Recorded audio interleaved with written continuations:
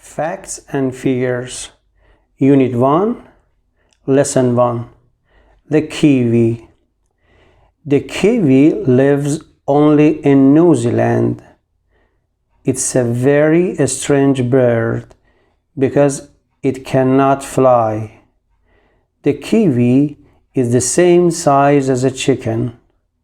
It has no wings or tail. It does not have feathers like other birds. Its feathers look like hair. Each foot has 4 toes. Its beak is very long.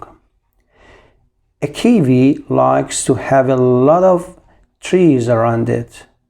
It sleeps during the day because the sunlight hurts its eyes. It can smell things very well. It smells things better than most birds do. The kiwi's eggs are very big. There are only a few kiwis in New Zealand now.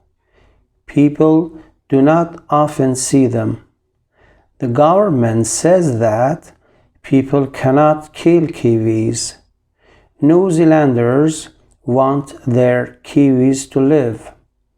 There is a picture of a kiwi on New Zealand money. People from New Zealand are sometimes called Kiwis.